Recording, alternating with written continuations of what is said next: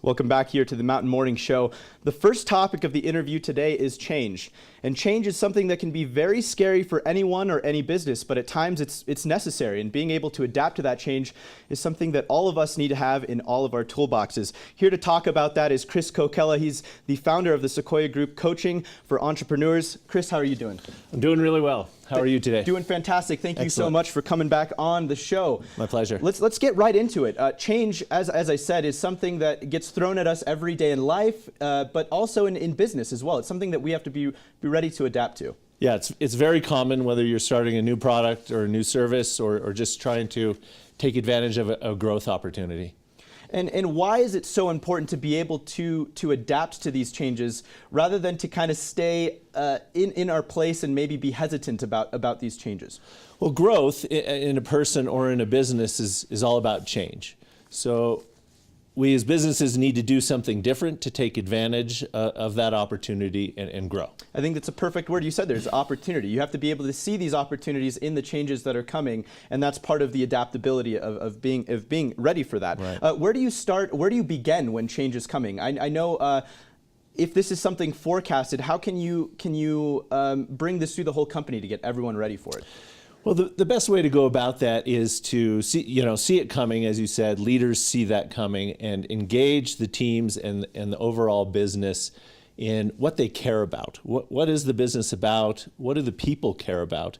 Because we have to build a place of safety before we tackle that change. Absolutely. Before we wrestle it down. The last thing you want is your employees feeling insecure approaching that change. Absolutely. That could breed a lot of disaster, not only for the product, but for the company as a whole. And can you talk about that a little bit? How can you prepare, as a leader of a company, how can you prepare your employees for the change that may be coming? Yeah, it's really about engaging everyone in conversations, starting with conversations about what people care about in their lives and in their position in the business. They're going to be facing change. They're scared about, will I be able to be a success?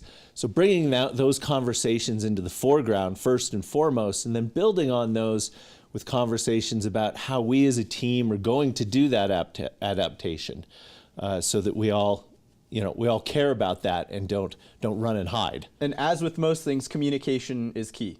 It is super key, and it's really having those conversations and having them more often than you might think they're necessary, so that everyone is leveled out and you're talking about the important things, the things that matter to everyone in the business. Absolutely, and if everyone feels like they have a stake or a voice in this change, there's going to be much more confidence when approaching it, right? When the lower level employees, if they feel like they have some sort of say in what may be coming with the company, it breeds a lot more confidence and stability within the company when approaching something. It could be change that's small or big as well. Absolutely, I'm glad you brought up confidence. Building that confidence both through the conversations as well as mechanisms in the business to find the evidence that the change is gonna work builds that confidence, and that drives a level of commitment. Mm-hmm. And when people commit, they show up to do that work. They show up in a greater way than if you're not having these conversations and they don't quite commit. Exactly, they feel invested too. They feel Absolutely. part of the change, they feel part of the program. Right.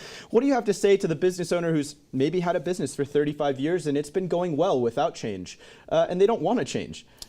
Well, that's fine. I mean, that's a decision, but recognize that as a decision. And if that fails to work, right? If business tends to go down, now you have change coming your way whether you want it or not. And maybe that's fine with you, and that's okay too. But if that's not, then building this environment of caring and conversations and commitment can turn that around. I like you said, recognizing that it's a decision, that it's not something that has to be done, but at some times that should be done, right? It is something that, as you said, if your business is plateauing or going, maybe taking a little bit of a drop, mm-hmm. that you may be pushed into a change that you should be ready for, though, is ultimately the key. Yes, absolutely. And with Sequoia Group, how do you guys prepare entrepreneurs? What advice do you give them for change that may be coming? Well, again, the main advice is to engage your people, and we can help with that.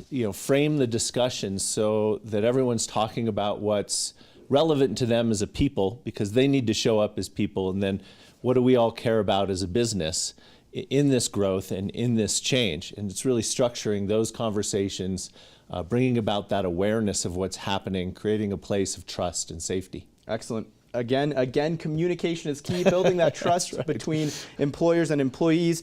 Chris, where can people get a hold of you and your expertise if they want to do so with Sequoia Group? Yeah, you can reach out to me on LinkedIn, my website, sequoiagroup.co. Or just pick up the phone, 801-518-8864. You're always willing to help. We appreciate it, Chris. Thank you so much, Diego. Appreciate your expertise. Again, change is something that's going to happen to any company, any person. You got to be ready for it. And if you want to learn a little bit more about it and the Sequoia Group as a whole, you can head to their website, sequoiagroup.co, or just contact Chris right here. We'll be right back with much more right here on the Mountain Morning Show.